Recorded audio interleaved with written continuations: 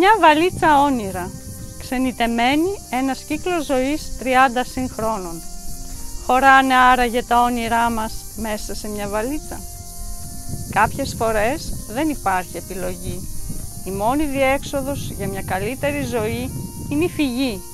Η φυγή σε μια άλλη χώρα, σε έναν τόπο άγνωστο και ίσως αφιλόξενο. Μακριά από φίλους, συγγενείς, ανθρώπους που μοιραστήκαμε τις ίδιες παραστάσεις, στις ίδιες γειτονιές, με τις ίδιες ανησυχίες.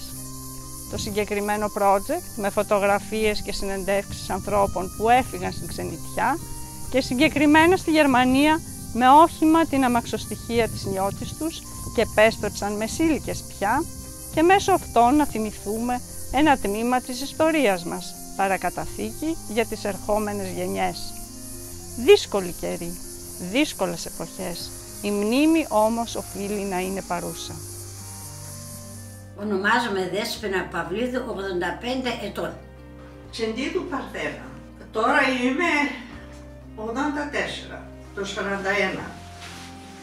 Ονομάζομαι Τσότσος Θεόδωρος, 88 χρονών. Εκατερίνη Ζανέκα. Είμαι 77 χρονών, 48 γεννηθής, γεννήθηκα στην Καρίτσα. Εγώ τον Ζανέκας Θεόδωρος, γεννήθηκα εδώ στην Καρίτσα, 9 Δευτέρου το 44. Ονομάζομαι Καριώτης Αστέριος, γεννήθηκα εδώ στην Κονταριώτισσα και είμαι 78 χρονών. Εγώ είμαι η Καριώτη Ευαγγελία, γεννήθηκα το 1950 στον Κολυνδρό. Ονομάζομαι Καπετάνης Δημήτριος και είμαι 93 χρονών, 32 γεννηθής. Εγώ είμαι Δέσποινα Καπετάνη και είμαι 85 χρονών. Εγώ είμαι η Θάλια Ιτσεντινέου. Το επώνυμο είναι από τον σύζυγό μου που είναι Ιταλός.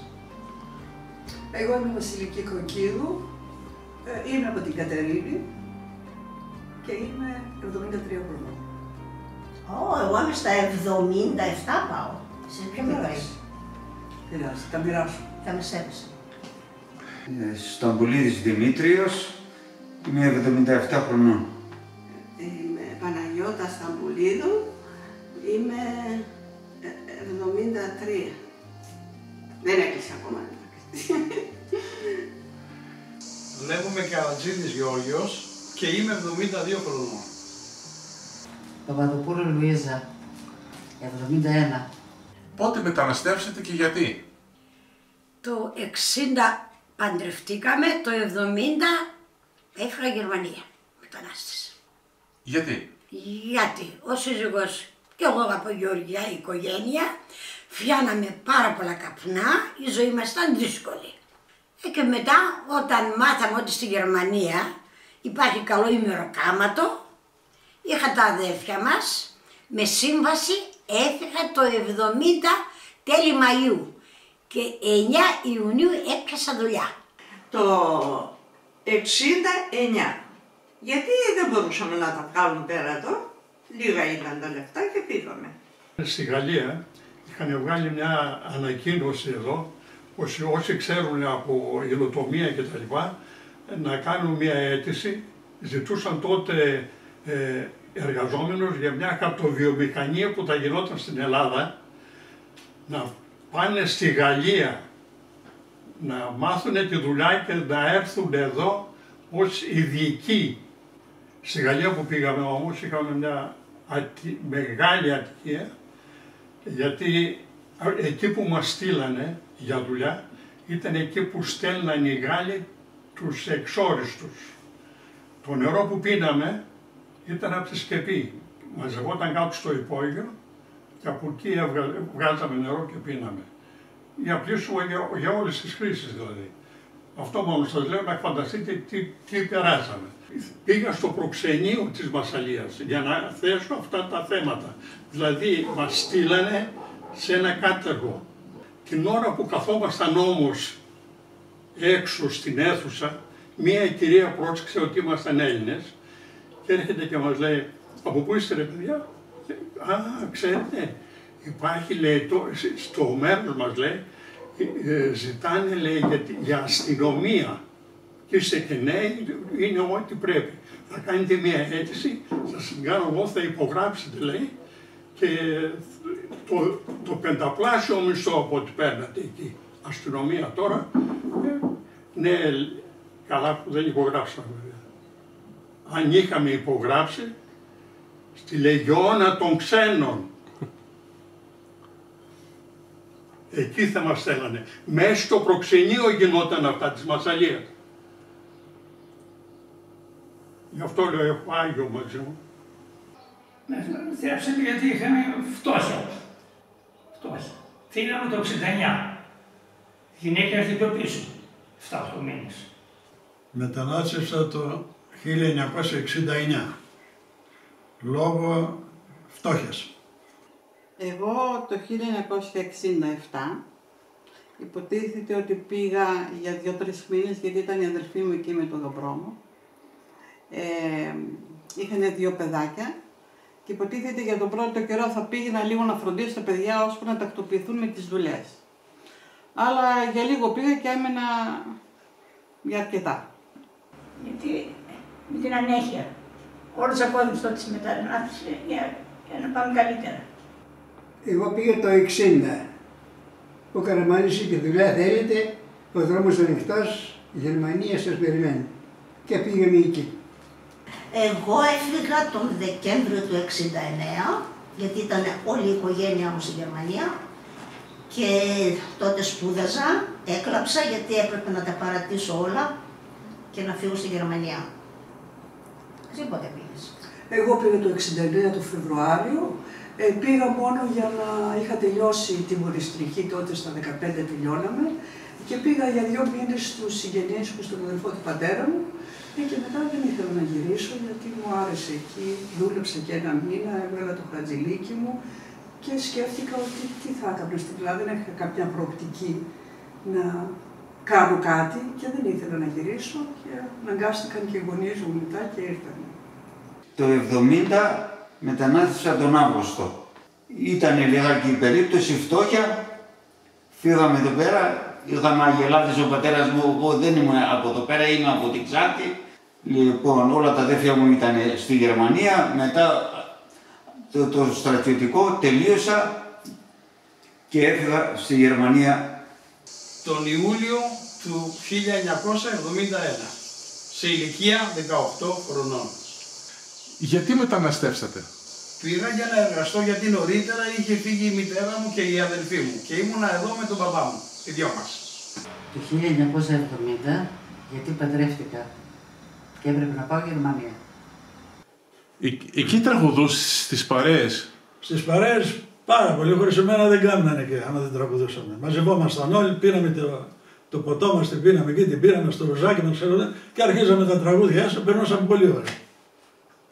Αχ, η ξενιτιά το χαίρεται,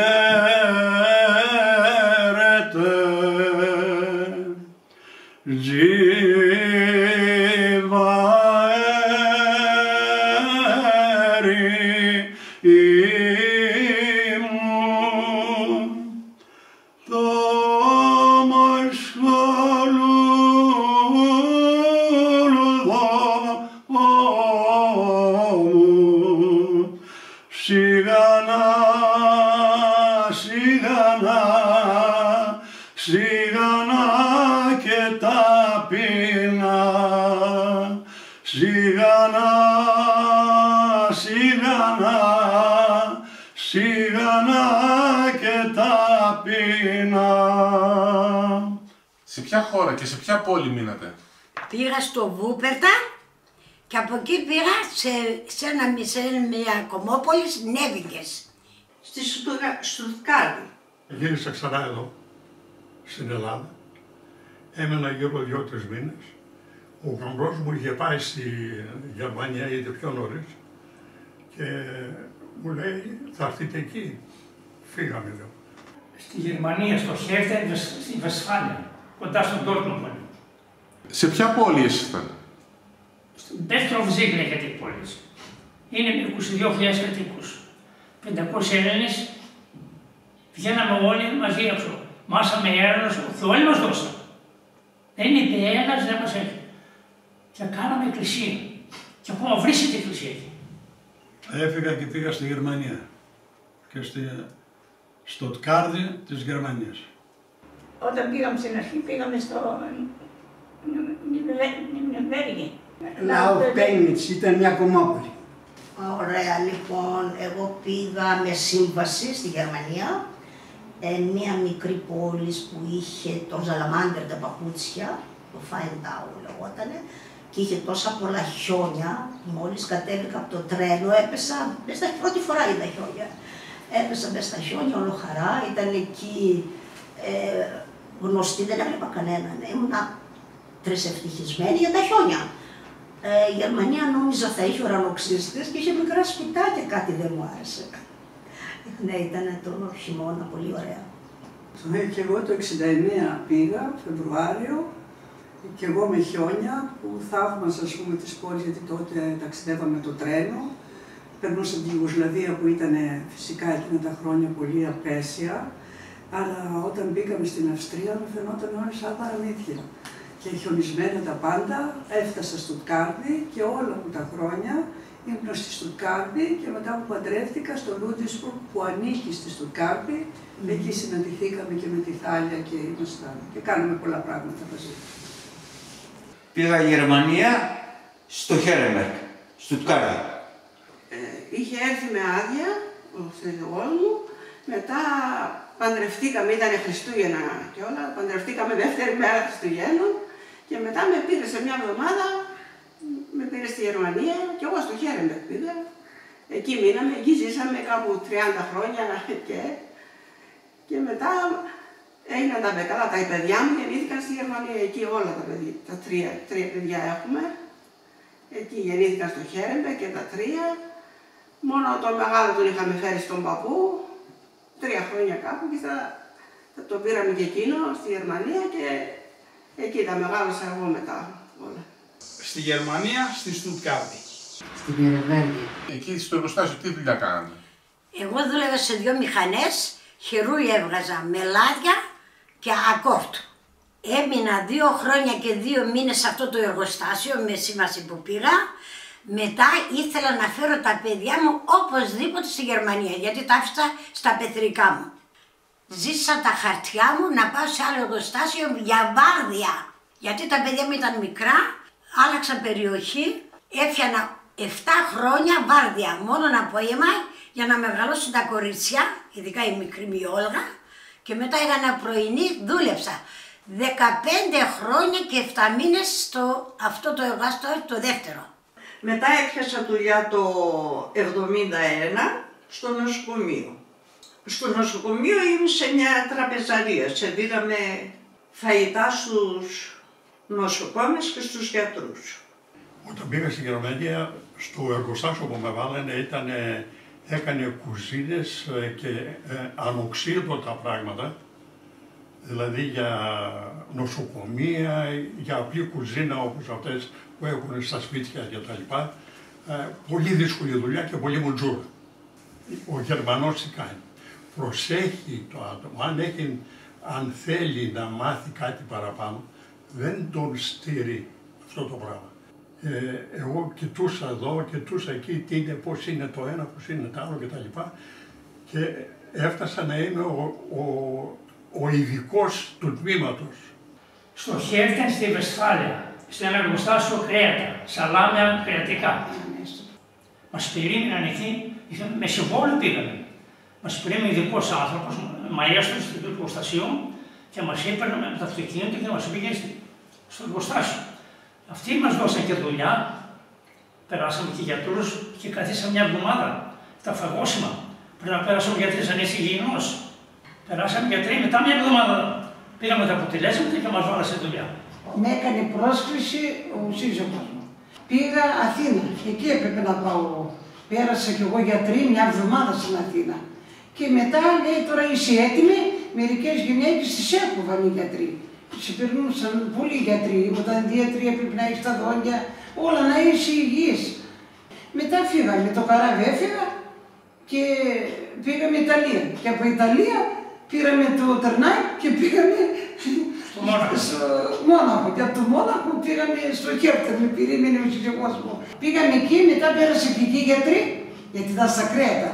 Πήγαμε στη Γερμανία, στην περιοχή Στουτγκάρδης, συγκεκριμένα στο Λούντβιλσμπουργκ. Αλλά στην αρχή όμως πήγα για ένα χρόνο, δούλεψα στο νοσοκομείο, γιατί τότε έπρεπε να πάρουμε άδεια παραμονής. Έπρεπε να δουλεύουμε σε τέτοια ιδρύματα, ας το πω έτσι, για ένα χρόνο για να πάρουμε την παραμονή. Και δούλεψα ένα χρόνο στο νοσοκομείο στη Στουτγκάρδη. Εγώ την πρώτη φορά πήγα στο Σφέβισχαλ, δεν πήγα στη Στουτγκάρδη. Σε ένα χωριό Φέλμπεργκ. Ήταν, το εργοστάσιο λεγόταν Rexasprest. Εκεί έκανε η Αλοβάμβακα, κάναν περιτυλίξεις στις εξατμίσεις από διάφορα οχήματα. Εκεί κάθισα περίπου ένα χρόνο. Και μετά βρήκα τη γυναίκα μου, παντρευτήκαμε και πήγα στις γυναίκες στο χωριό στο Bietigheim Pissingen. Και μετά πήγα σε εργοστάσιο το οποίο λεγόταν Zahnradfabrik. Αυτό το εργοστάσιο έκανε πόμπες αυτοκινήτου. Το υδραυλικό τιμόνι, την πόμπα κάτω. Μετά ένα χρόνο δούλεψα στο νοσοκομείο και μετά πήγα στο Bietigheim εδώ, σε αυτό το κομμόπολη, δηλαδή δεν είναι χωριά, είναι αρκετά μεγάλα, θα το πούμε κομμόπολη. Εκεί στο εργοστάσιο κάναμε ανταλλακτικά αυτοκινήτων, αυτά τα μοτόρ που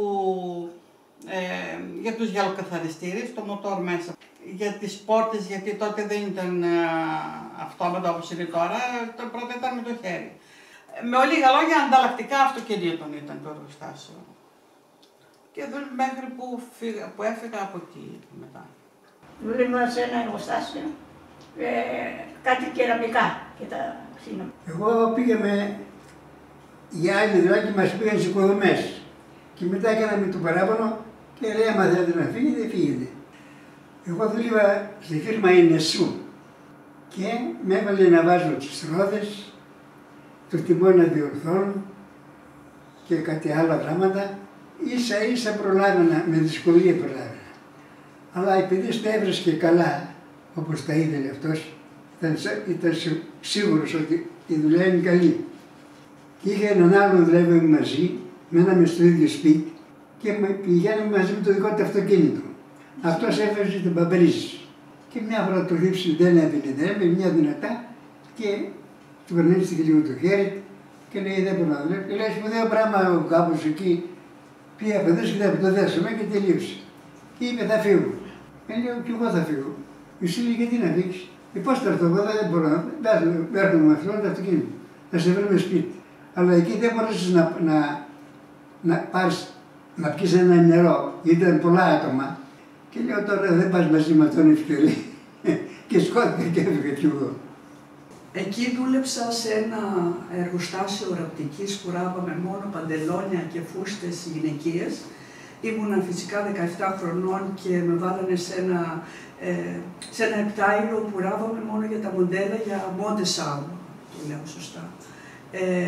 Και φόρεσα πάρα πολύ ωραία ρούχα εκεί, αυτά που δεν κάνανε για τα μοντέλα.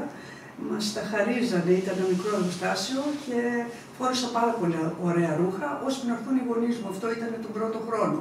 Το δεύτερο χρόνο ήρθαν οι γονείς μου και μετά έπιασα δουλειά, γιατί τότε δεν βρίσκαμε σπίτια και έπρεπε το σπίτι που μας δίνανε έπρεπε να πάρουμε και τη δουλειά.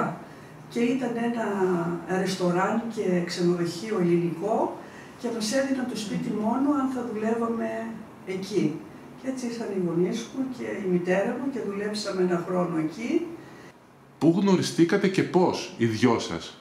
Με σύμβαση που ήμουν εκεί στο Φαουντάου, στο Σαλαμάντερ με τα παπούτσια, δούλεψα περίπου ένα μήνα, έφυγα στη Στουτγκάρδη.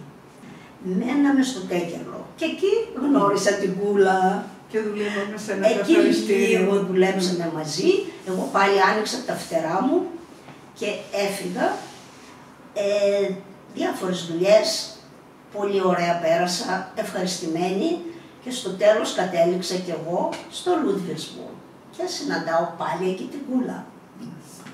Εκεί στο Λούντβιλσμπουργκ πήγα από μια δουλειά γνωστή, διαφήμιση, Hugo Boss. Εκεί στο Μέτσιγκεν ήτανε, δούλευα σε παραγγελίες. και είχε ανοίξει ένα εργοστάσιο κοντά στο Ρότβισμπουργκ και πήγα εκεί για να εκπαιδεύω άτομα. Και εκεί συναντηθήκαμε πάλι με την Πούλα και κάναμε πολύ ωραία πράγματα. Κάνουμε πραγματικά πολύ ωραία πράγματα. Ναι. Μας βοήθησε η κοινότητα, ο Δήμαρχος, αυτοί όλοι. Στην αρχή δούλεψα 4 μήνες σε οικοδομές. Μετά από εκεί πέρα με φάνηκε δύσκολο, γιατί εδώ στην Ελλάδα δεν είχα δουλέψει, ήμουνα μικρός, 22 χρονών ήμουνα, δεν είχα δουλέψει, με φάνηκε, μετά το λέω τον αδερφό μου, λέω θέλω να φύγω στην Ελλάδα. Δεν μ' άρεσε η δουλειά, δύσκολη δουλειά ήταν. Δούλεψα 9 μήνες νύχτα σε καλτσόν που έβγαζε κάλτσες έβγαζε για τις γυναίκες. Οι Mercedes είναι από το μέρος που έμενα από το Κέρεμερ, ήταν το Sindelfingen, λέγεται Sindelfingen η έδρα της Mercedes. Εκεί δούλεψα 35 χρόνια στη Mercedes. Όταν πρωτοπήγα σε μια κατασκευαστική εταιρεία λεωφορείων στη Νεοπλάν.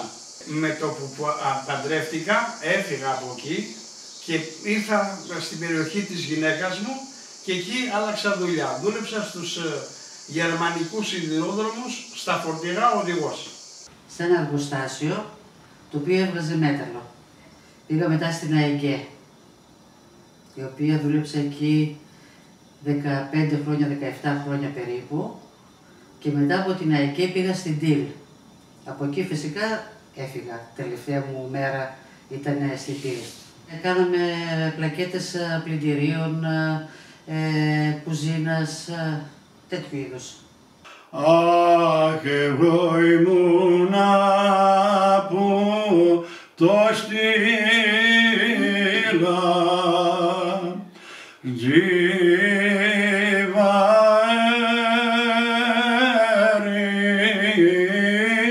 μου, με θέλημα δικό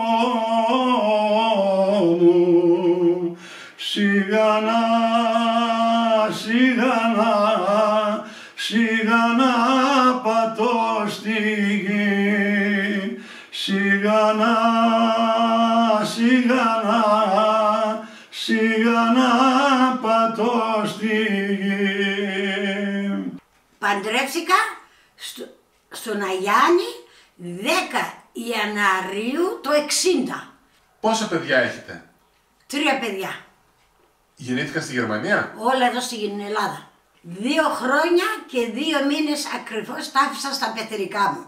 Και μετά έκανα την πρώτη άδεια μου, τα πήρα τα 2 κορίτσια μου και το γιο μου τα άφησα για το γυμνάσιο. Ακριβώς 2 χρόνια και 2 μήνες έκανα την πρώτη άδεια, τα κορίτσια τα επέστρεψα που τα πήρα μαζί μου, είχαμε δημοτικό τότε στη Γερμανία.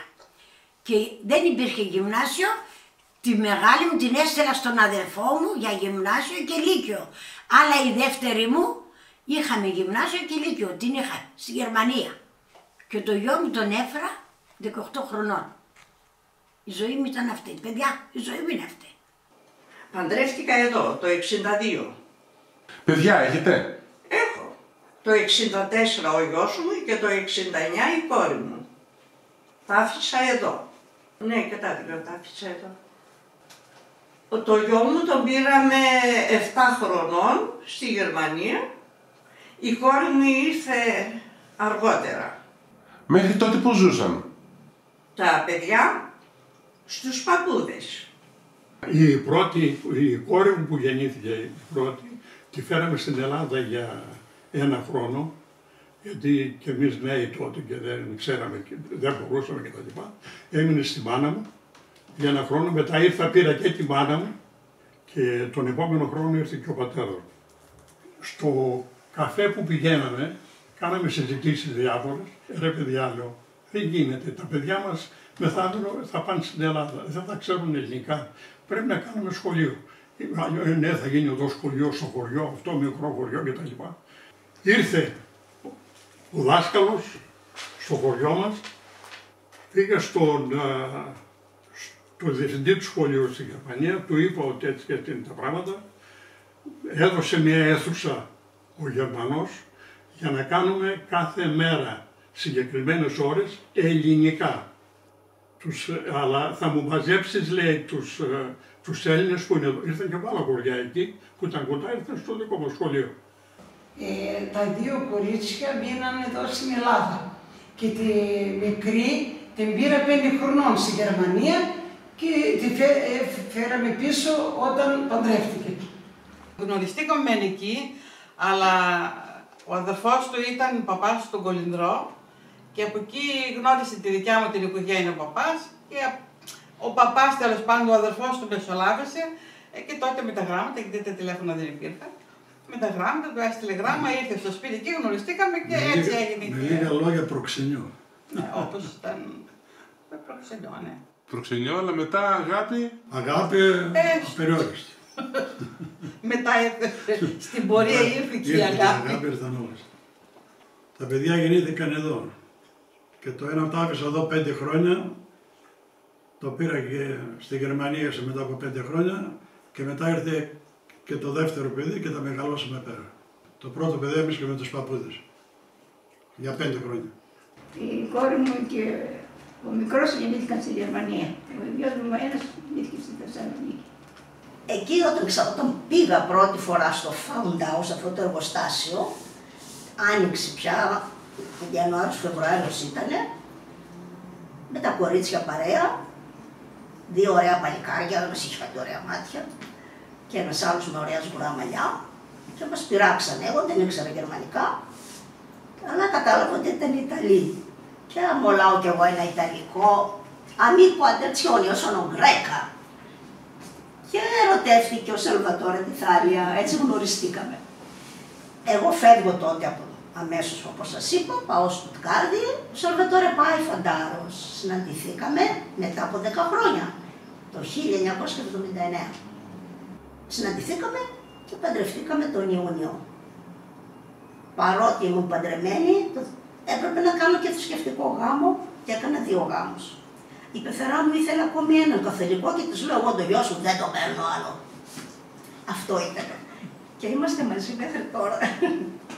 Εγώ παντρεύτηκα, έκανα 2 αγοράκια, είχα δική μου δουλειά, είχα στην αρχή έκανα μεταποιήσεις ρούχων, μετά ανοίξαμε μεγάλο μαγαζί νηφικών, πολύ ωραίο μαγαζί, αλλά η οικογένειά μας δεν κράτησε, χώρισα με τον άντρα μου.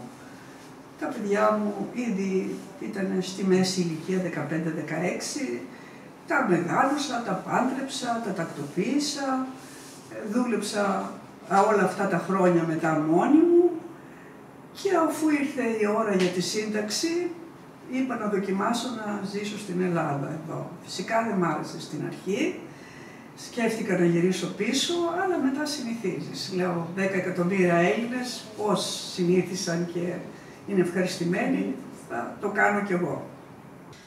Παντρεύτηκα το 1969, δεύτερη μέρα των Χριστουγέννων, εδώ στην Κατερίνη. Πόσο χρονών ήταν όταν παντρευτήκατε? 16. Δεν τα είχα κλείσει και καλά-καλά. Ναι. Έρωτας ή προξενιό? Ο έρωτας. Μπράβο. Έχω 3 παιδιά, 2 κορίτσια και 1 αγόρι. Η μεγάλη μου η κόρη γεννήθηκε στη Γερμανία, τα άλλα μου τα παιδιά γεννήθηκαν εδώ στην Ελλάδα. Ο γιος μου έμεινε στην Γερμανία. Τα 2 μου παιδιά μείναν εδώ στην Ελλάδα, στη γιαγιά και στον παππού, μέχρι τα 6 χρόνια τους. Με λένε Μαρία. Γεννήθηκα το 1965 στο Τίπιγκεν της Γερμανίας. 3,5 μηνών με φέρανε στην Ελλάδα, στη γιαγιά και στον παππού. Έμεινα στο χωριό μαζί τους έως 12 χρονών, ώσπου και τελείωσα το δημοτικό σχολείο. Δύσκολη η επικοινωνία και η επαφή με τους γονείς μου εκείνα τα χρόνια, μόνο με γράμματα. Η έλλειψή τους υπήρξε τεράστια και αυτό το τραύμα δεν επουλώθηκε ποτέ. Με λένε Άννα. Γεννήθηκα το 1971 στο Ντάμσταρτ της Γερμανίας. 40 ημερών η γιαγιά μου με έφερε στην Ελλάδα, όπου και έμεινα ως τα 2 μου χρόνια, ζώντας 1 εξάμηνο στη μία μου γιαγιά στην Κατερίνη και το άλλο εξάμηνο στην άλλη μου γιαγιά, στον Πλαταμόνα. Μετά τη γέννηση του αδερφού μου το 1973 και για 3 χρόνια, η ζωή μου μοιράστηκε μεταξύ των γονιών μου στη Γερμανία και των γιαγιάδων μου στην Ελλάδα. Όσο βέβαια ζούσαμε στη Γερμανία, η μία μου γιαγιά, η Άννα, έμενε μαζί μας για να μας φροντίζει. Ευτυχώς, στα 5 μου χρόνια, γύρισαν οι γονείς μου στην Ελλάδα για πάντα. Με λένε Περικλή. Γεννήθηκα το 1964 στην Κατερίνη. 40 ημερών, οι γονείς μου με άφησαν στους παππούδες, όπου και έμεινα έως 3 ετών, ενώ αυτοί επέστρεψαν στη Γερμανία, όπου είχαν μεταναστεύσει 2 χρόνια πριν. Τα χρόνια του δημοτικού σχολείου ήταν μοιρασμένα στην Ελλάδα και στη Γερμανία. Εκείνα τα διαστήματα που ήμουν στην Ελλάδα, εγώ ζούσα στους παππούδες μου στην Κατερίνη και οι αδερφοί μου στους άλλους μου παππούδες στον Τρίλοφο. Σαν οικογένεια, ενωθήκαμε τις τελευταίες τάξεις του δημοτικού σχολείου στη Γερμανία και κατόπιν έγινε η επιστροφή όλης της οικογένειας στην πατρίδα. Είμαι η Ελευθερία. Γεννήθηκα το 1960 στην Κατερίνη. Οι γονείς μου έφυγαν Γερμανία. Με μεγάλωσε ο παππούς και οι θείες μου, μέχρι τα 5. Είμαι η Ελένη. Από τα 9 έως 12 ετών ήμουνα στη Γερμανία. Μετά επέστρεψα στην Ελλάδα για να πάω στο ελληνικό γυμνάσιο, όπου και αποφοίτησα στην Φλόρινα, που με είχε φιλοξενήσει ο θείος μου, ο αδελφός της μητέρας μου. Με λένε Θεοχάρη. Γεννήθηκα στην Κονταριώτισσα Πιερίας το 1956. Το 1962 ο πατέρας μου ξενιτεύτηκε στη Γερμανία. Μετά από λίγα χρόνια ακολούθησε και η μητέρα μου. Εγώ έμεινα πίσω, ζώντας τα πρώτα χρόνια με τους παππούδες και στη συνέχεια με την οικογένεια της αδερφής μου. Γεννήθηκα στην Κατερίνη, λίγο πριν το 70. Με βαφτίσανε Θεοδώρα. Στα 2 μου χρόνια η μητέρα μου έφυγε στη Γερμανία. Εγώ έμεινα για 2 χρόνια με τη θεία μου, στα Πλατανάκια. Ακολούθως και για μια δεκαετία ζούσα με την υπέργυρη γιαγιά μου. Όλος ο σκελετός της παιδικής μου ηλικίας ήταν χωρίς την μητέρα μου. Μεγάλωσα πρόωρα, αναλαμβάνοντας ευθύνες που δεν αναλογούν σε ένα μικρό παιδί. Με λένε Κατερίνα. Γεννήθηκα στο Έριγκεν της Δυτικής Γερμανίας το 1970. Σε ηλικία 4 ετών με φέρανε στο χωριό, στη γιαγιά, στο θείο και στη θεία. Έμεινα μαζί τους για 4 χρόνια. Στο ίδιο χωριό, στην άλλη μου γιαγιά, έμεινε ο μεγαλύτερος αδερφός μου. Δεν γνωριζόμασταν. Έτσι επέστρεψε η μητέρα μου για να ενώσει τα παιδιά της. Ο πατέρας μου ήρθε για μόνιμη εγκατάσταση όταν βγήκε στη σύνταξη. Με λένε Βέτα.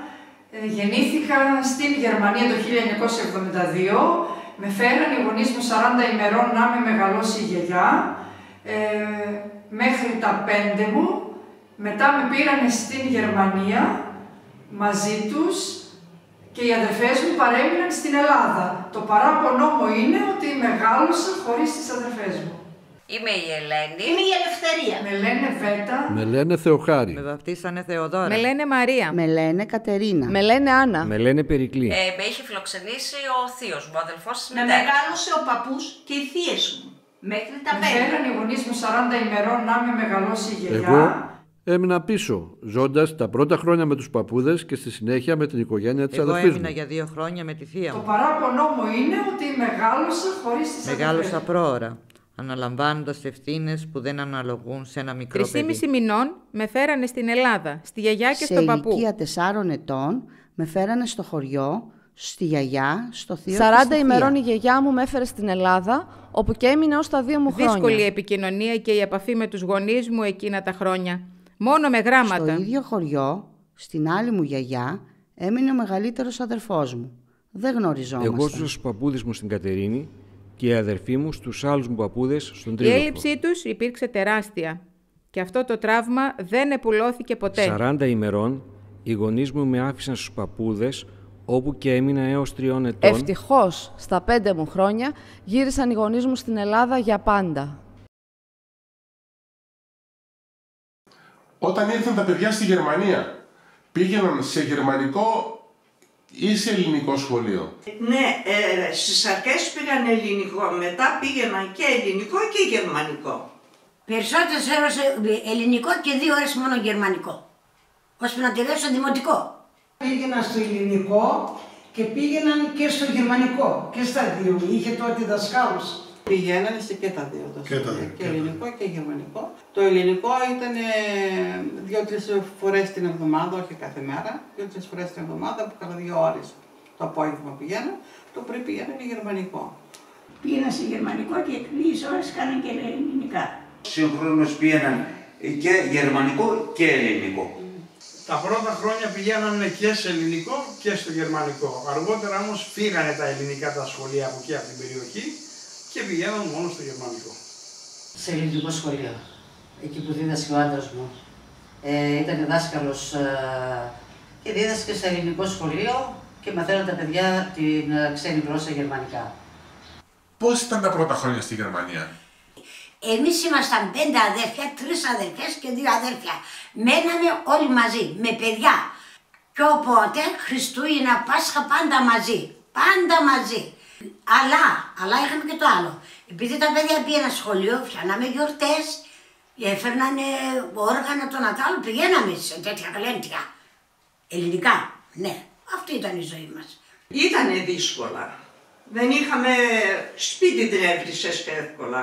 Πρώτα είχα ένα δωμάτιο και μετά πήρα κι άλλο επάνω, διαμέρισμα και καθόμουν επάνω με τα παιδιά.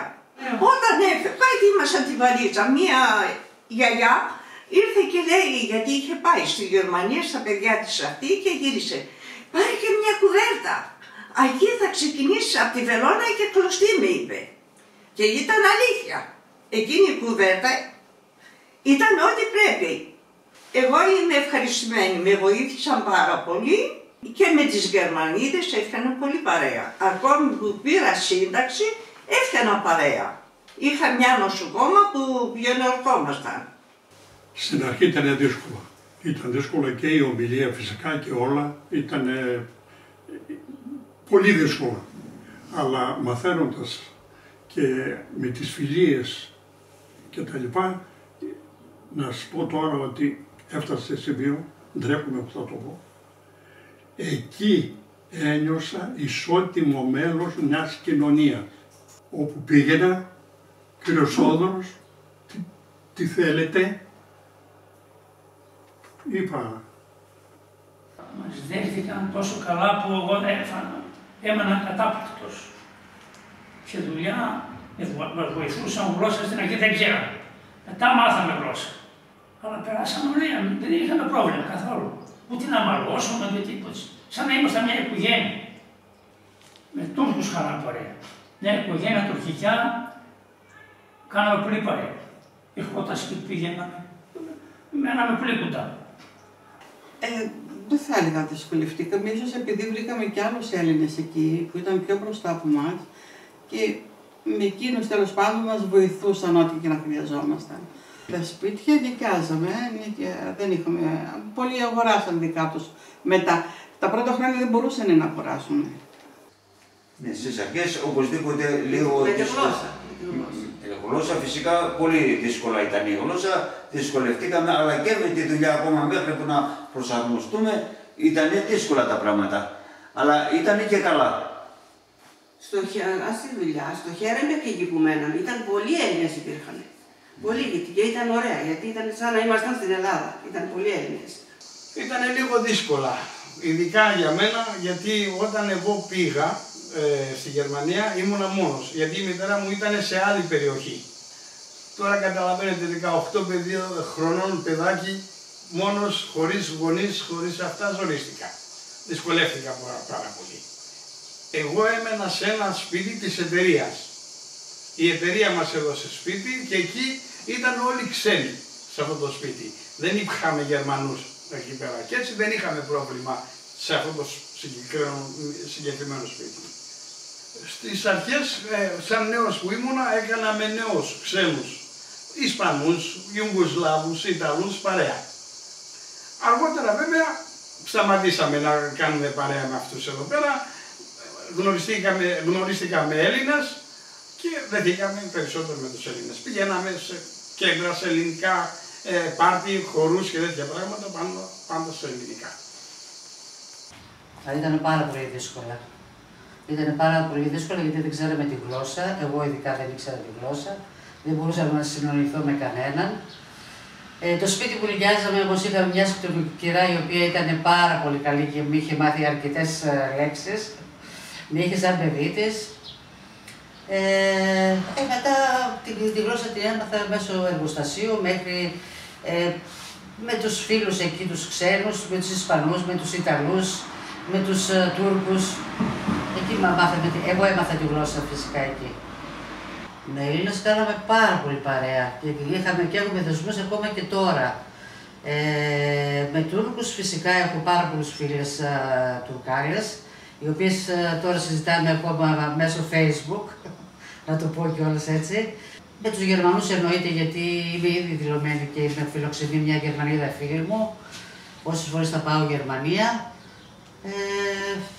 Ναι, οι σχέσεις μας είναι πάρα πολύ καλές. Μάθετε γερμανικά και πώς τα μάθετε γερμανικά? Με την ακουή. Τα μιλάτε ακόμα? Τσαπάτ και τώρα τα λέω. Με ξεφεύγουν λίγο πολύ. Δεν πήγατε σχολείο όμως γερμανικά? Όχι, λάθος ήταν αυτό. Στους μετανάστες υπήρχε τρόπος να πηγαίνουν να μάθουν, αλλά δεν πήγαμε. Κακώς που δεν πήγαμε. Όχι. Με την ακουή. Αλλά συνεννοήμασταν σε γραφεία, στην τράπεζα, στα γραφεία, παντού. Πήγαινα εγώ, δεν με νοιάζε. Με μισή κουβέντα το ολοκλήρωνε. Γερμανικά δεν έμαθα πολλά γιατί ήμουν πάντα με Ελληνίδες. Και σχολείο δεν έχω πάει, όχι. Γερμανικά έμαθα γιατί έπρεπε να μάθω, γιατί πήγαμε στη σχολή ηλεκτρολόγων μηχανικό με τον αδερφό μου. Ήταν μια δασκάλα στη γειτονιά μας, Γερμανίδα, εκεί που μέναμε στη Γερμανία και μας έκανε μάθημα γερμανικά κανονικά. Γιατί στο σχολείο έπρεπε για να μπούμε στο σχολείο έπρεπε να έχουμε τη γερμανική τουλάχιστον, τα βασικά έπρεπε να τα... και γραφή και ομιλία. Το διάβασμα. Εγώ διάβαζα με εφημερίδα, Bild Zeitung, γερμανική εφημερίδα. Από εκεί έμαθα. Το σπορτ, εγώ είμαι άνθρωπος του σπορτ. Ήξερα τις ομάδες όλες στη Γερμανία. Παίκτες, τα πάντα. Έμαθα από τη δουλειά. Σε δουλειά που ήμουνα, μιλούσαν και προσπαθούσα και τα έμαθα. Μιλούσα, ήθελα και δεν ήθελα, έπρεπε να μάθω. Σε 6 μήνες ξέραμε εκεί όλα, συνειδητοποιήμασταν πώς να πω. Εγώ δεν τα έμαθα και τόσο καλά, αλλά για να συνειδητοποιούμε και να μην χαθώ και να τρώω και αυτό και να σε δουλειά μου τα μιλάω, τα μιλούσα. Τα γερμανικά τα μάθαμε όταν κάναμε συναναστροφές και με ξένους. Μάθαμε όσο για να μπορούμε να συνεννοιόμαστε, αλλά δεν τα μάθαμε σωστά. Γιατί και αυτοί οι ξένοι που δουλεύουν μαζί ήταν ξένοι και αυτοί δεν μπορούσαν να τα μιλήσουν σωστά όπως τα πηγαίνουν στο σχολείο. Αλλά τα μάθαμε όμως, έστω και που λένε λίγα, αλλά για να συνεννοιόμαστε τα μάθαμε. Τα μιλάμε, αλλά τα ξεχάσαμε μισά, είμαστε 27. Το 97 γύρισαμε πίσω. Εγώ άμα ακούσω κάτι, το πιάνω να κάνει συζήτηση. Εγώ τα γερμανικά τα έμαθα σε ένα γκρουπ με Έλληνες, είχαμε κάποιον φοιτητή και μας μάθανε γερμανικά δηλαδή. Σε γερμανικό σχολείο όχι, δεν πήγα. Αλλά ενδιαφερόμουν για διάφορα. Έμπαινα, έβγαινα να μαθαίνω γερμανικά. Τη γλώσσα δεν τη μιλάω καλά μέχρι σήμερα. Αλλά εντάξει, ποτέ κανείς δεν είπε, δεν σε κατάλαβα. Ναι, και εγώ τα γερμανικά τα έμαθα με αυτούς που εργαζόμουν. Όσο φυσικά εργαζόμαστε με ξένους, δεν μπορούμε να μάθουμε καλά γερμανικά. Για να μάθεις καλά γερμανικά πρέπει να δουλεύεις με Γερμανούς. Και εγώ είχα κάτι αφεντικά, ας πούμε, σε ένα καθαριστήριο που δούλευα και ενδιαφέρθηκαν πάρα πολύ, επειδή ήμουν και μικρούλα, να μάθω γερμανικά, να πάω στο σχολείο, αλλά ο πατέρας μου δεν με άφησε, γιατί έπρεπε να πηγαίνω στο νυχτερινό και όπως Έλληνες που είμαστε, κορίτσι τώρα 17 χρονών, να έρχεται 10 η ώρα από τη Στουτγκάρδη, δεν με άφησε. Αλλά τα έμαθα όσο καλύτερα μπορούσα και άνοιξα και μαγαζί και δεν είχα κανένα πρόβλημα με τη γλώσσα. Δεν πήγαμε στο σχολείο γερμανικό, αλλά έτσι μάθαμε. Το λάθος εκείνο ήταν που δεν πήγαμε να μάθουμε, γιατί έβλεπα ανθρώπους που πηγαίνανε και μαθαίνανε, αλλά εμείς δεν ενδιαφερθήκαμε, αλλά μάθαμε λιγάκι. Ίσα ίσα που μπορούσαμε να κάνουμε τη δουλειά μας. Βεβαίως, γιατί ακόμα στη Γερμανία είμαι και τα μιλάω ακόμα τα γερμανικά. Έμαθα γερμανικά, βέβαια δεν έμαθα τόσο καλά γιατί δεν πήγα σχολείο, έτσι. Αλλά τα μιλάω, μπορώ να συνεννοηθώ. Πείτε μας μια ιστορία που έμεινε χαραγμένη μέσα στο μυαλό και τη θυμάστε από τα χρόνια της Γερμανίας. Να πω μια ιστορία. Το 12 Ιανουαρίου το 70 έπιασα δουλειά και σχόλασα η ώρα 6:30 το απόγευμα και έπρεπε να πάω στο σπίτι. Βγήκα έξω, είχε χιονίσει, γεμάτο χιόνια ήταν, δεν ήξερα ποια κατεύθυνση να πάρω. Και ρώτησα σε μια κυρία, Στούτγκαρτ, και αυτή μου λέει αυτή την κατεύθυνση θα πάρεις. Και πήγα στο σπίτι και με κακοφάνηκε πάρα πολύ και έκλαιγα. Και έκλαιγα και έλεγα θα πάω στην Ελλάδα. Και πού θα πήγαινα στην Ελλάδα. Πώς ενθουσιάστηκα, Ναι. Θα το πω. Όταν πήγα στη Γερμανία, εμείς στην Ελλάδα, δόξα τω Θεώ, δεν ήμασταν και εντελώς πειρασμένοι. Όχι. Ζούσαμε λίγο πολύ. Αλλά όταν πήγαμε εκεί πέρα, η ζωή ήταν πάρα πολύ διαφορετική. Για όλα. Καθαριότητα, ντύσιμο, φαγητά, τα πάντα. Επειδή πήγαμε από βιολογικά σπίτια, η ζωή μας είχε αλλάξει. Στη φίρμα πηγαίναμε με ρούχα ντυμένα σαν να μπαίνεις στην εκκλησία. Στη φίρμα είχαν 2 ντολάπες, έβγαζες τα καλά σου σε μια άκρη το λάπα, της δουλειάς σε άκρη, μόλις σχολούσες από τη δουλειά, το πάνιο σου ντυνόσουνα με το δακουνάκι χτενισμένοι στο σπίτι. Τι παράπονο να είχαμε. Ζήσαμε ωραία, παιδιά, ωραία, το καταλαβαίνετε. Δεν μπορείτε να το φανταστείτε εσείς αυτό. Έλα φύγει από τα καπνά, φύγει από τη γεωργική ζωή και να ζεις μια τέτοια ζωή, ξέρεις πως είναι, σαν να φεύγει ένα πουλάκι από το κλουβί. Η ζωή ήταν στη Γερμανία, για μας τους μετανάστες. Δεν δυσκολευτήκαμε. Γι' αυτό τα λέω, ειλικρινά σας μιλάω. Σε ένα δωμάτιο γύρω στους 4-5 μήνες, αραβωνιασμένοι, μας βάλανε σε ένα δωμάτιο επάνω που όταν χιόνιζε η σκεπή είχε κενά και έρχονταν μέσα χιόνι. Στη Γερμανία αυτά, όχι εδώ. Αλλά όταν πλέον αποφασίσαμε να στεφανωθούμε, επειδή ξέραμε ήταν 2 δωμάτια κάπου που λέγανε για νοίκιασμα και τα λοιπά. Η κόρη του η μία ήταν γιατρός, η άλλη ήταν δασκάλα, αυτός ήταν κτηνίατρος. Λέω τώρα θα μας δεχτούν εκεί. Τέλος πάντων πήγαμε σε αυτό το σπίτι. Λέει, αλλά στεφανωμένοι, λέει, όχι αραβωνιασμένοι. Δεν μας δέχτηκε αραβωνιασμένος, έπρεπε να στεφανωθούμε για να πάμε. Πέσαμε πάνω με τους Γερμανούς, ομάδα δικιά μας. Χελάς, Μπέτστορφ, και είχαμε παίκτες, καλούς παίκτες. Παίκτες από εδώ, από τον Άρη, είχαμε 2 παίκτες από τον Άρη της Θεσσαλονίκης, πικτάραδες. Εμείς πήγαμε, δεν είχαμε δικαίωμα να βγάλουμε ομάδα. Εγώ γνώριζα τον Αμαέσο που δούλευε μαζί. Είχα καλές φιλίες. Αυτός ήταν πρόεδρος στην ομάδα σε ένα χωριό, Αλστόφ λιγότερο. Του συνοέμε αυτόν, μπορούμε να δηλώσουμε την ομάδα στην ομάδα δικιά του Πορτήλη. Μας δώσαν γήπεδα, μας δώσαν τα πάντα. Τα πάντα. Τότε ήταν 10 χιλιόμετρα μακριά πήγαμε. Αλλά είχαμε αυτοκίνητα, πηγαίνουμε, δεν είχαμε πρόβλημα. Τον καιρό που παντρεύτηκα και πήγα στις γυναίκες στο χωριό που λέμε να πω, εκεί είχαν μια ομάδα από το 1964. Λεγόταν Πανελλήνιος Μπίτιχαιμ. Αφού και εγώ είχα την ψώρα μου και ήθελα να παίξω μπάλα, συγχωνεύτηκα, πήγα και εγώ έπαιξα μπάλα να πω. Έπαιξα μπάλα από το 70 μέχρι το 76. 5-6 χρόνια έπαιζα και εγώ μπάλα. Και είχαμε καλή ομάδα και είχαμε και τα γλέντια μας, είχαμε και τις εκδρομές μας, τα είχαμε όλα. Αλλά αυτό που μου έκανε τρομερή και μεγάλη εντύπωση ήταν σαν παιχνίδι όταν μου ζητήσανε να πάω τα παιδιά, τα Ελληνάκια στο Δημαρχείο.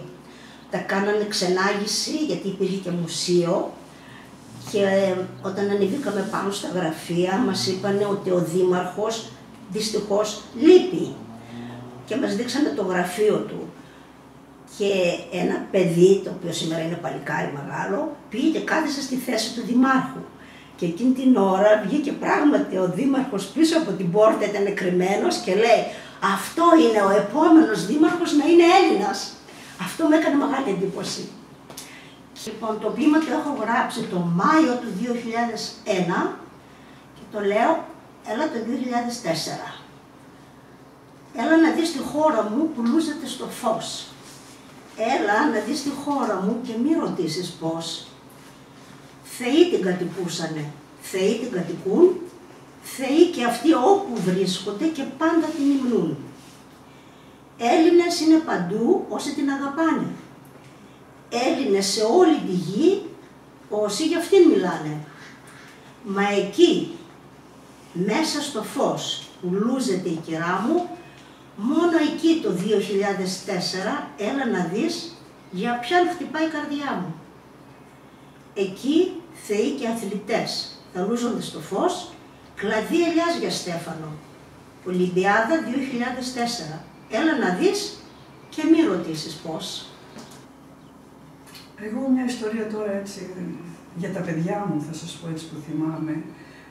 Επειδή έραβα και είχα πελάτησες και τις δασκάλες και τους δασκάλους τους και είχα σχέσεις με αυτούς και ερχόντουσαν οι δασκάλες των παιδιών μου και μου λέγανε πάντα «Χαιρόμαστε πώς μιλάνε, λέει, τα παιδιά σου τα γερμανικά».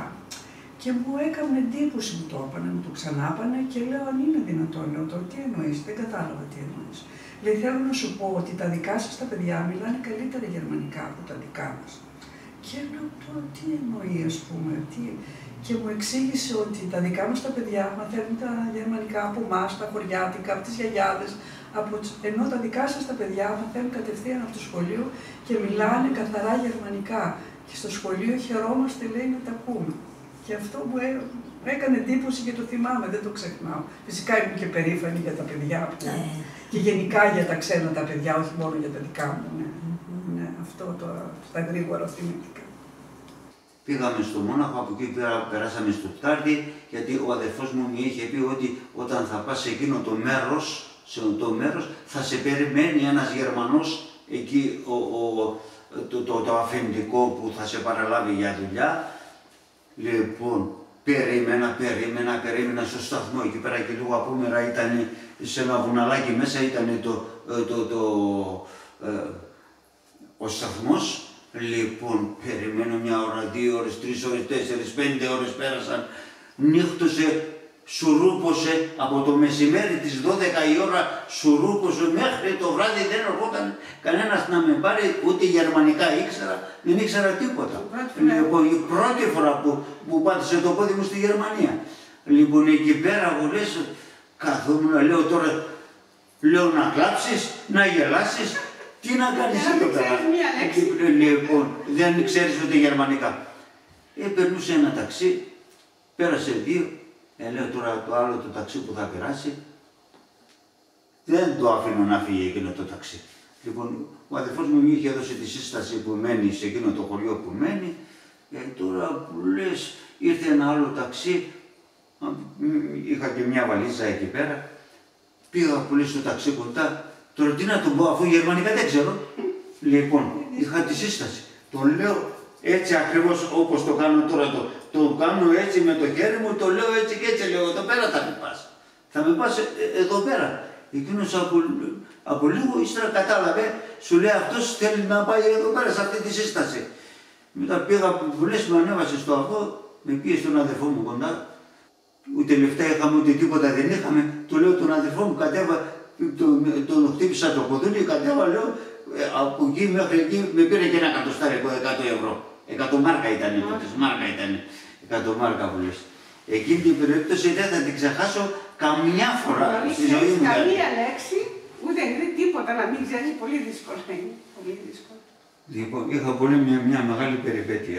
Τότε ήμασταν και... Στην αρχή, την πρώτη μέρα που είχα πάει στη Γερμανία, την πρώτη μέρα. Θα σας πω μια ιστορία το πώς πήγα στη Γερμανία, γιατί μου έχει μείνει. Εγώ πέρασα συγκεκριμένα γιατρούς, με κάνανε πρόσκληση από τη Γερμανία, από την εταιρεία αυτή, την Neoplan. Και πέρασα το καλοκαίρι, τον Ιούλιο, γιατρούς στην Αθήνα. Πήγαμε επαρχιώτες εκεί πέρα και όλοι οι Αθηναίοι προσπαθούσαν τότε να μας εκμεταλλευτούν, γιατί ήμασταν επαρχιώτες.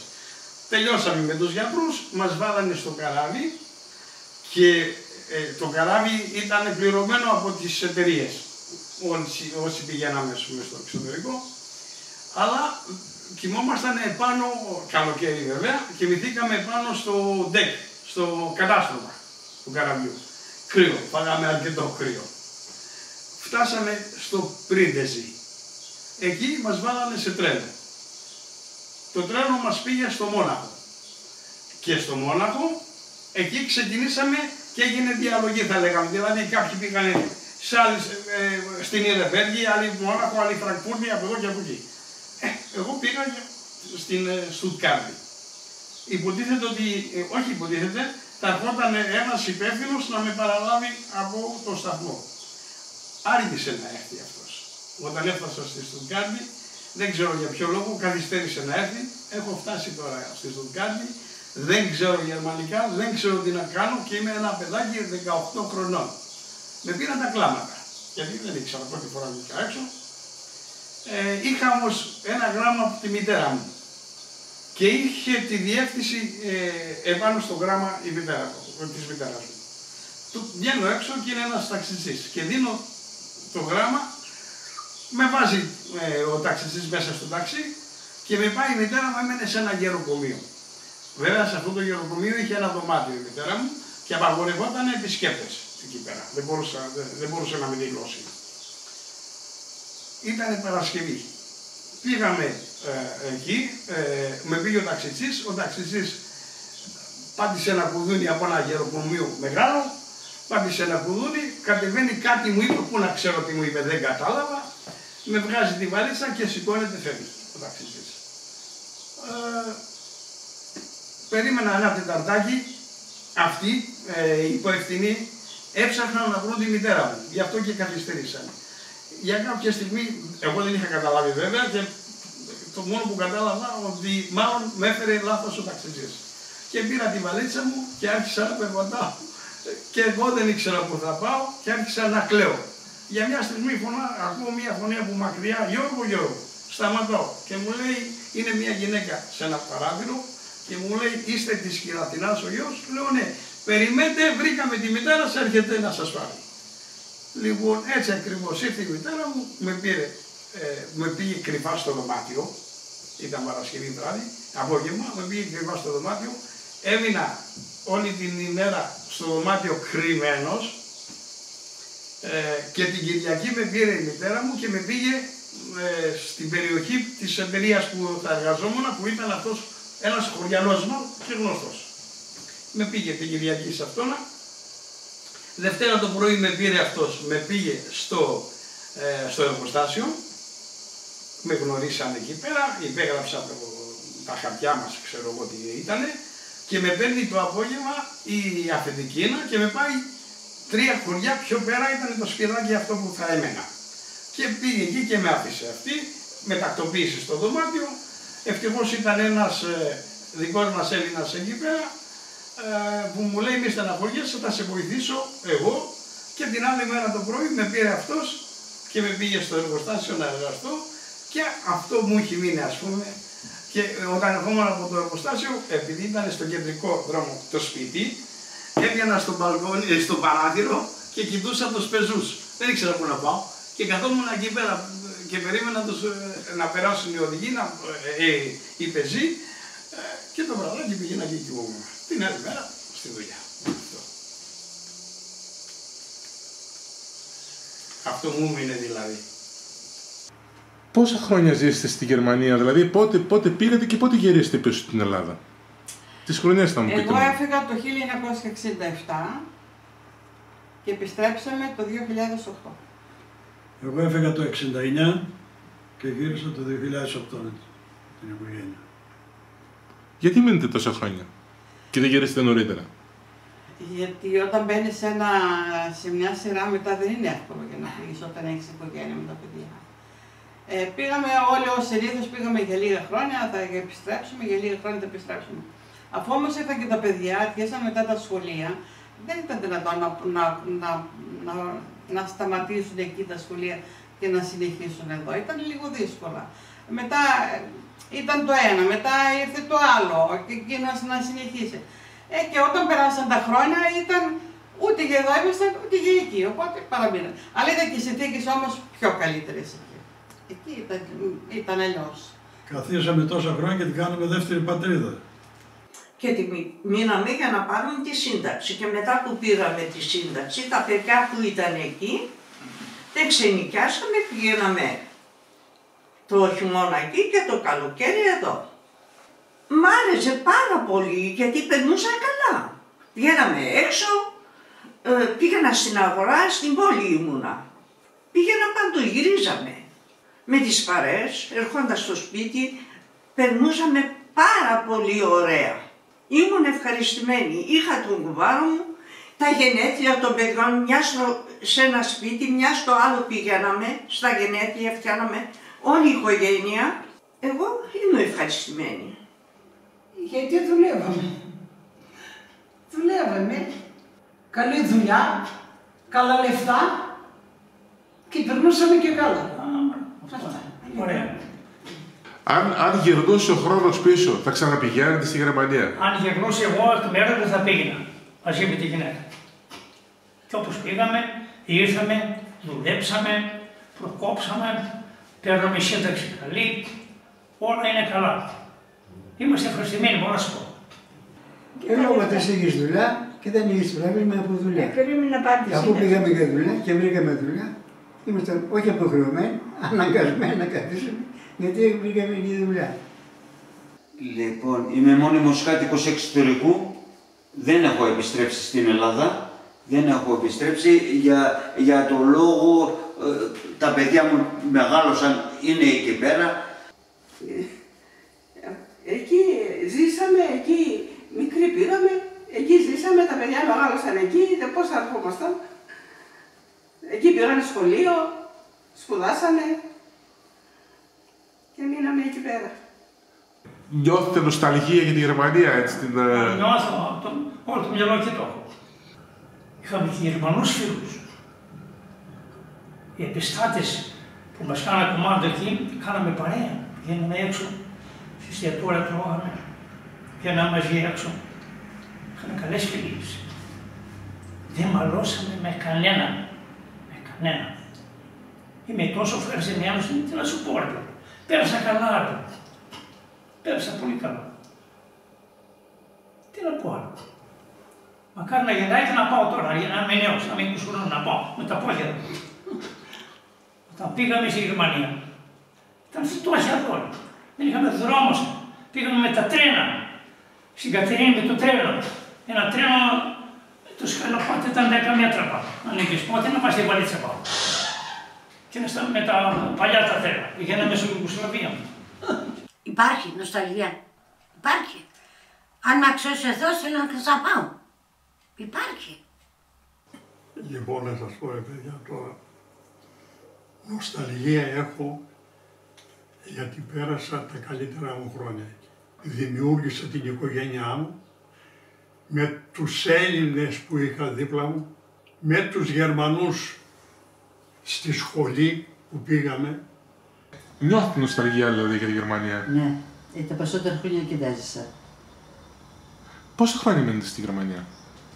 Έφυγα το 1970 και γύρισα το 2008. Αν ερχόταν πίσω ο χρόνος και ήσασταν και πάλι νέα όπως τότε όταν φύγατε, τώρα θα ξαναπηγαίνετε στη Γερμανία να μείνετε? Ναι. Ναι, αν είχα τα παιδιά μου εκεί θα πήγαινα. Εγώ θα ξαναπήγαινα. Γιατί ποτέ δεν μετάνιωσα που είμαι στη Γερμανία και δουλεύω, γιατί εκεί έβγαλα το ψωμί μου, εκεί σπούδασα τα παιδιά μου, εκεί έδωσα δουλειά και στα παιδιά μου. Μ' αρέσει η νοοτροπία. Όταν έρχομαι εδώ πέρα, άλλη νοοτροπία έχει εδώ στην Ελλάδα, άλλη νοοτροπία στη Γερμανία. Εμείς συνηθίσαμε την οτροπία εκείνη τη γερμανικά. Η αλήθεια είναι όταν επιστρέψαμε για πάντα, εγώ προσωπικά δεν ήθελα να πω. Αλλά οι συνθήκες όμως μας έκαναν που επιστρέψαμε. Αφού φυσικά βγήκαμε στη σύνταξη, μετά επιστρέψαμε. Αλλά ειλικρινά θα ήθελα να ξαναπάω. Μα τα καλύτερα τα χρόνια τα περάσαμε εκεί. Και τα περισσότερα και τα καλύτερα. Να πάμε λαό για δουλειά όμως. Γιατί δεν είμαστε για δουλειά. Ναι, τώρα να πάμε για business, ναι. Ήδη έχουμε πάει. Αν γυρνούσε πίσω ο χρόνος και ήσασταν νέες, ήσασταν όπως ήταν τότε, θα ξαναπηγαίνετε στη Γερμανία? Ανάλογα. Εάν εδώ στην Ελλάδα ήταν τα πράγματα ωραία και αν εδώ τότε που ήμουν νέα συνέχιζα και σπούδαζα που ήθελα να σπουδάσω, θα έμενα. Αλλά τώρα με τη σύγκριση, εκεί η ζωή μου, η ωραία, παρότι δούλεψα σε εργοστάσια, νομίζω, εάν η κατάσταση είναι όπως είναι τώρα, αμέσως θα έφευγα. Αμέσως, γιατί εκεί όταν κανείς είναι εργατικός, όταν κανείς έχει ενδιαφέροντα, θα πάει μπροστά. Σίγουρα θα πάει μπροστά. Εδώ δεν ξέρω, τώρα είμαι συνταξιούχος, εντάξει καλά περνάμε, αλλά έχω δυσκολίες με τον κόσμο, δεν σέβονται. Νιώθω πολλές φορές ότι να μου πληγώνω την αξιοπρέπεια. Και αυτό δεν είναι ωραίο πράγμα. Πρέπει να είμαστε ενωμένοι, να μιλάμε την ίδια γλώσσα. Επειδή πήγα μικρός εκεί πέρα και είδα το σύστημα το γερμανικό και κάποια πράγματα δεν πολύ μου αρέσουν εδώ πέρα, ναι, θα ήθελα να ξαναπάω. Δεν θέλω εγώ πενέματα, παρηγοριά και ψέματα. Δεν θέλω εγώ πενέματα, να γιατροπορευτώ. Θέλω το γιο μου το Ανεστάκι που έχει στην ξενιτιά. Αχ, το μικρό μου καπετανάκι που δεν γράφει πια.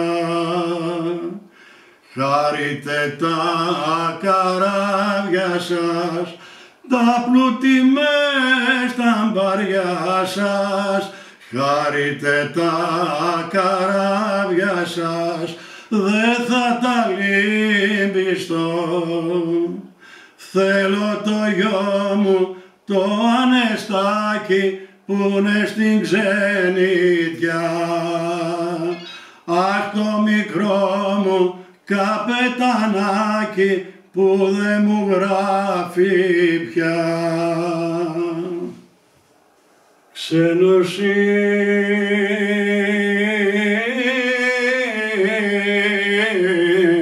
μαν κι ήρθα τώρα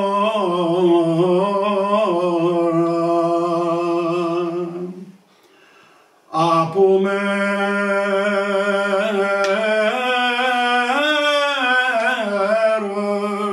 μακρινό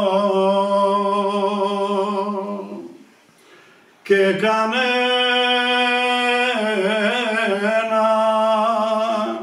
δεν γνωρίζω.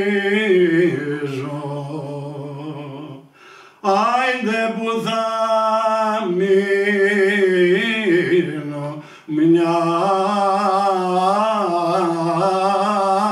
βραδιά. Έμεινα στις Αμουλιανές